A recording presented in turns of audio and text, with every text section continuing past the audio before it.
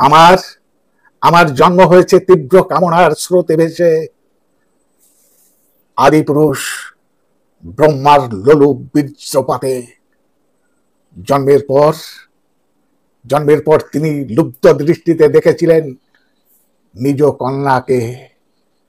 আমি আমি বাধা দিয়েছিলাম ক্ষণিকের জন্য।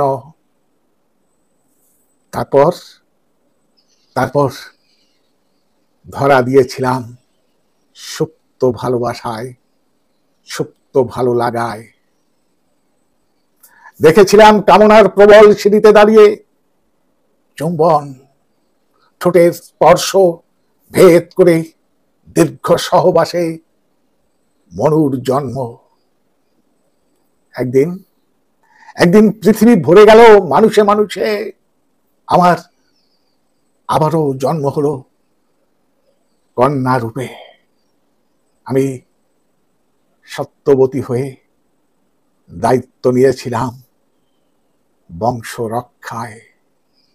সেদিন অবৈধতার সূচনা হয়েছিল। 3 নারী 1 পুত্রকে দিয়ে বাসর রচনা। আমি নিজেই নিজেকে ধ্বংস করেছিলাম, নারীত্বকে ছুড়ে দিয়েছিলাম কামনার স্রোতে। এরপর আধুনিকা হলাম। শিক্ষার জল হাওয়ায় বড় হতে হতে মেনে নিলাম খুল্লম খুল্লা। প্রেম দিবস পালনে প্রেমিকের ঠোঁটে ঠোঁট রাখলাম নিজের আকর্ষণে।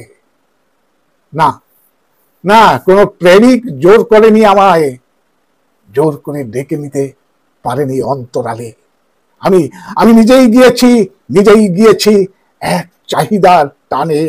সে চাহিদার যুগ যুগান্ত ধরে মিশে আছে প্রেম, মিশে আছে ভালো লাগা, মিশে আছে ভালোবাসা।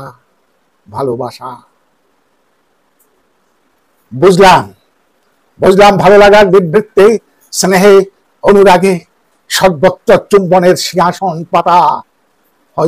হয়তো বা মৃত্যুর আগেও কেউ কপালে চুম্বন করে বলবে, যেও না এখনই, আর একটু থেকে যাও। তবুও চলে যাব আমি। শুধু রয়ে যাবে জন্ম থেকে মৃত্যু পর্যন্ত চুম্বনের অমোঘ আকর্ষণ।